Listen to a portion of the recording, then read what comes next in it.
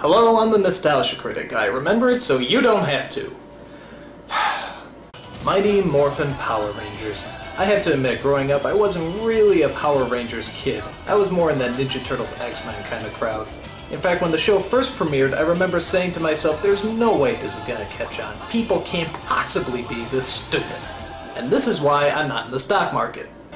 The show, about 6 bland teenagers who saved the world from Japanese stock footage, was such a huge hit that they eventually made a movie about them in 1995. And does it suck balls? Major balls. In fact, the only difference between the movie version and the show is that the movie version actually has a budget. But instead of using it on mind-blowing special effects and high-tech wizardry, they used it to go skydiving. In fact, that's how the movie begins, with skydiving. Like someone threw a whole bunch of money at the producers and they said, "Yeehaw! We're going skydiving! Bring the camera along! I'm sure we'll fit it in the movie somehow!" And as you probably would have guessed, it's an entirely pointless sequence. Now, the first thing you Power Ranger fans might have noticed is a change in cast. In the film, we see there's a black girl and an Asian boy. But wait a minute, wasn't there originally an Asian girl and a black boy? Well, the problem with that is that the black boy was put in the black suit and the Asian girl was put in the yellow suit. Not very political correcto. When the producers realized racial stereotyping isn't in at the moment, they got rid of the 2 actors, saying there was an intergalactic unemployment line that needed waiting in, and replaced them with the 2 you see now. However, the 2 cast members that sadly remain the same are Bulk and Skull, the supposed bullies of the group. Which I always found kinda strange. If they don't like the Power Rangers and they're always picking on them, why do they hang out with them all the time? Hey guys! Huh? You might want to slip those on.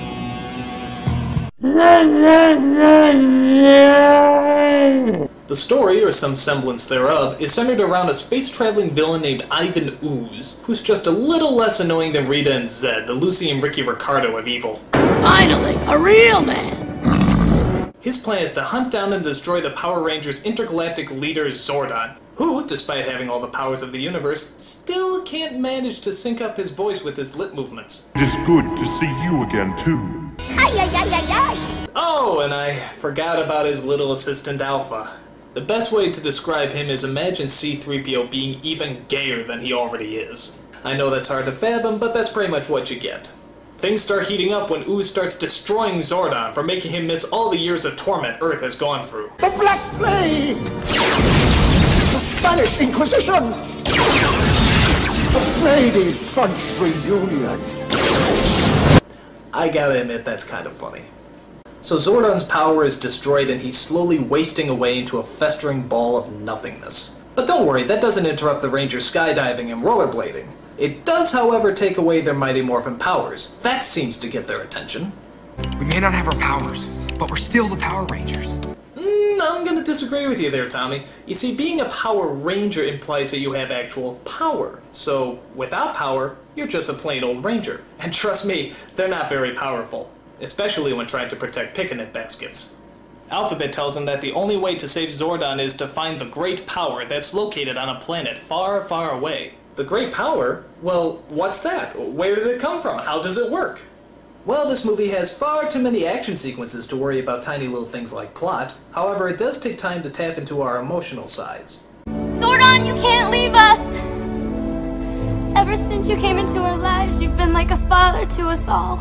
Yes, I think we can agree that Zordon has been like a father figure to us all.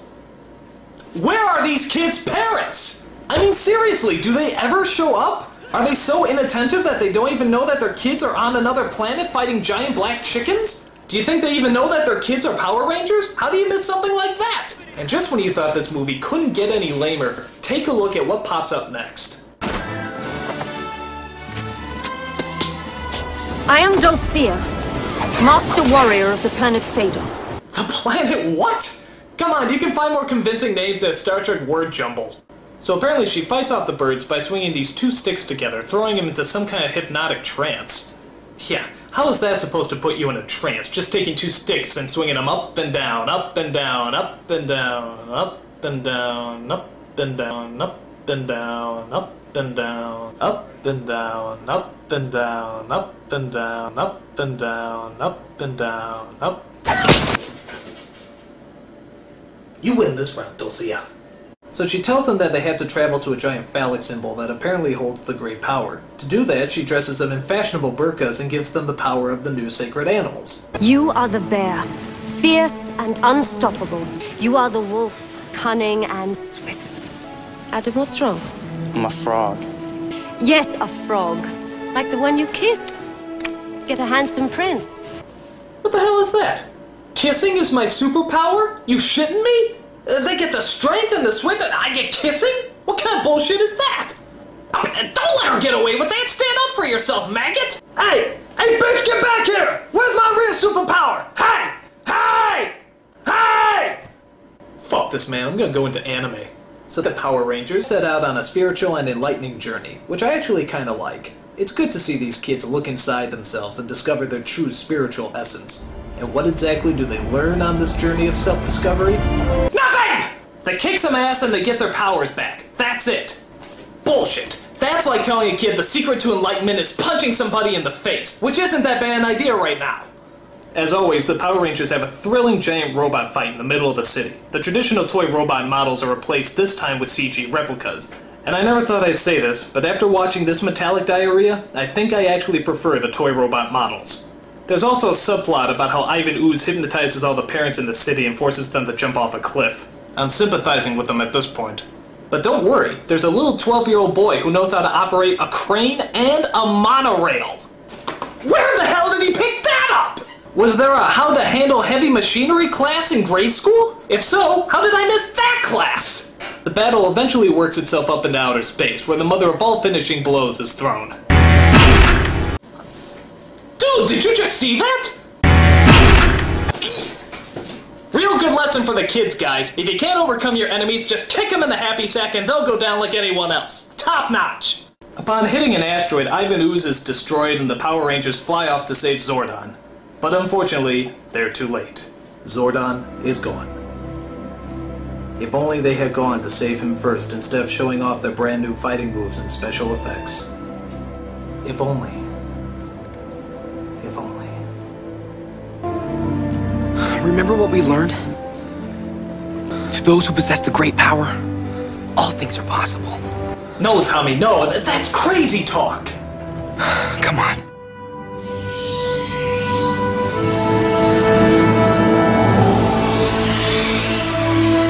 Can it be?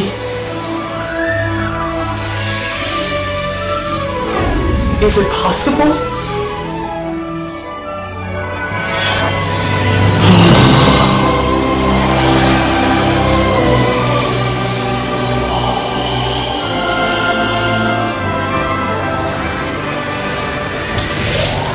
Wait a minute. If the great power has the ability to do anything, couldn't they just use it to destroy Ivan Ooze in the first place?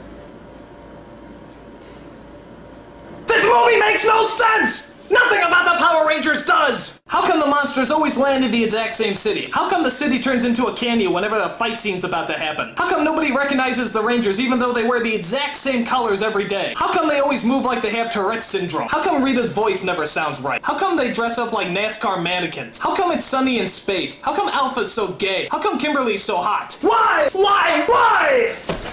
I'm the Nostalgia Critic. I remember it so you don't have to.